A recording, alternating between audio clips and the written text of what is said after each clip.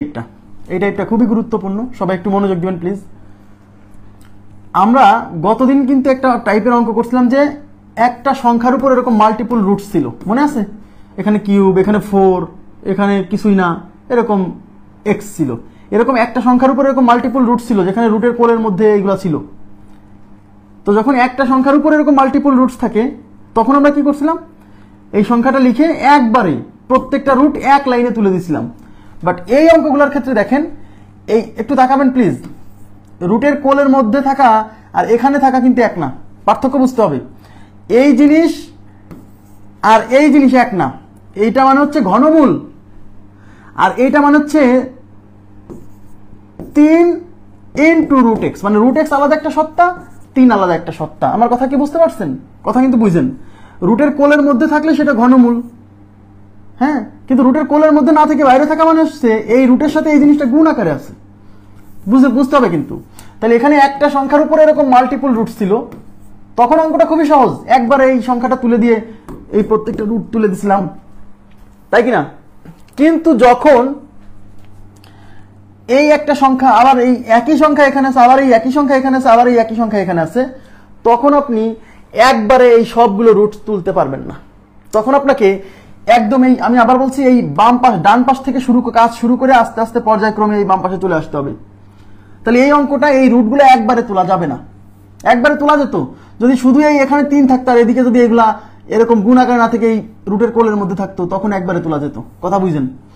তাহলে আমি এই অঙ্কটা একটু তুলছি, আমি মূল নিয়ম করে দিব, শর্টকাটও করে দিব, কিন্তু আগে কনসেপ্ট বুঝতে হবে, পরে শর্টকাট। তাহলে এখানে 3, এখানে 3, এখানে 3, এখানে 3 বলছে এটা ইজ ইকুয়াল টু হোয়াট। এখন শোনেন, সবাই একটু মনোযোগ দিবেন, একদম এই টাইপের কোশ্চেন, একই সংখ্যা দেখেন, একই সংখ্যা কিন্তু বারবার রিপিট হচ্ছে, দেখছেন? একই সংখ্যা, সেম ডিজিট, সেম, এখানে 3, এখানে 3, এখানে 3, এখানে 3, অথবা এখানে 5, এখানে 5, এখানে 5, এখানে 5, এরকমই থাকবে। হ্যাঁ, খুবই ইম্পর্টেন্ট, ব্যাংকের জন্য খুবই গুরুত্বপূর্ণ। ব্যাংকে এই টাইপের কোশ্চেন প্রচুর আসছে পরীক্ষায়। এই টাইপের কোশ্চেন আমরা সলভ করব একদম এই লাস্টের পার্ট থেকে সলভ করে আস্তে আস্তে এদিকে আগে চলে আসবো। এখন দেখেন কেন লাস্টের পার্ট থেকে সলভ করব, কারণ এই যে লাস্টে যে রুটটা দেখতে পাচ্ছেন না, এই রুটটা কেবল এই 3 এর উপরে আছে। তার মানে আমরা এই রুটটা তুলে দিতে পারি এই 3 এর উপর থেকে। রুট মানে কত? পাওয়ার হাফ না? তার মানে এইটা আছে, এইটা আছে, এইটা আছে, এই দেখেন, এটা দিলাম, এইটা দিলাম, এইটা দিলাম, ইনটু এই 3 এর উপর থেকে রুট তুলে দিলে 3 টু দি পাওয়ার হাফ। ঠিক আছে, এই 3 এর উপর থেকে রুটটা তুলে দিলাম 3 to the power half. Clear? বুঝতে পারছেন কি? এই যে এই রুটটা হচ্ছে এই যে এইটা, আর এই 3 হচ্ছে এই যে এইটা, এখানে কিছু না মানে গুণ আছে, হ্যাঁ, আর এই 3 এর উপরে হাফ। এবার তাকান, এবার এই ভিতরের অংশের কাজ করব। এখানে 3 বেস 3, এখানে বেস 3, বেস সমান এবং এখানে গুণ আছে, আর এটার উপরে কোনো পাওয়ার নেই মানে 1 আছে। তাহলে বেস যদি সমান হয় তাহলে আমরা জানি এই পাওয়ারে পাওয়ারে যোগ হয়, তার মানে এই জিনিসটা আমরা এরকম লিখতে পারবো 3, এই হলো দিলাম রুট, এই যে সেই রুট, আর এই 3 টু দি পাওয়ার এই 1 প্লাস 1/2। এইটুকু ক্লিয়ার কিনা বলেন? এইবার 3, এইবার এই 1 এদিকে তাকান, একের সাথে হাফ গুণ করলে 3/2, সরি যোগ করলে 1 যোগ হাফ মানে 3/2, তাহলে এই হচ্ছে 3, তার উপরে 3/2। এইবার তাকান, এইবার আমরা এই রুটটা তুলে দিব, মানে একটা একটা করে রুট তুলে তুলে সামনের দিকে চলে আসবো। হ্যাঁ, এবার আমরা এই রুটটা তুলে দিব, এই যে এটা হচ্ছে এই 3, এটা হচ্ছে এই 3। এবার এই রুট যদি তুলে দেই, এখানে কিছু না মানে গুণ আছে, এই 3 হচ্ছে এই যেটা, এখানে দিলাম গুণ, আর এই রুটের মধ্যে আছে 3 টু দি পাওয়ার 3/2। হ্যাঁ, আর এই রুট তুলে দেওয়ার জন্য এই পাওয়ারের সাথে আবার হাফ গুণ, কারণ রুট মানে তো পাওয়ার হাফ। আমার কথা কি বোঝা যাচ্ছে? এই রুট তুলে দেওয়ার জন্য, রুট তোলার নিয়ম কি? রুটের মধ্যে যা আছে তাই লিখবো, পাশে গুণ দিয়ে উপরে দিব 1, নিচে হচ্ছে, আর এই রুটের জন্য তো হাফ, আমরা জানি এখানে কিছু নেই মানে 2 আছে বলছিলাম, কিন্তু এই রুটের জন্য এই পাওয়ারের সাথে হাফ গুণ। ক্লিয়ার? এবার দেখেন, ইনটু 3 টু দি পাওয়ার এই উপরে 3 আর 1 গুণ করলে 3 হবে, আর নিচে 2 2 4 হবে। ওকে, এইবার তাকান, এখানে দেখেন বেস 3, এখানে বেস 3, বেস সমান, এখানে কোনো পাওয়ার নাই মানে 1 আছে। তাহলে বেস যদি সমান হয় তাহলে এই পাওয়ারে পাওয়ারে যোগ হয়, তার মানে এই 1 আর এই 4/3 যোগ হবে। তাহলে এখানে কি থাকছে দেখেন,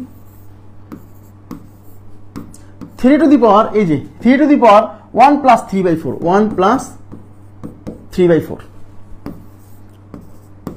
এখন এই 3 টু দি পাওয়ার 1 প্লাস 3/4 এটা যোগ করলে হবে 7/4 7/4। এইবার আমরা এই রুটটা তুলে দিব, খেয়াল করেন প্লিজ, এই রুটটা তুলে দিব।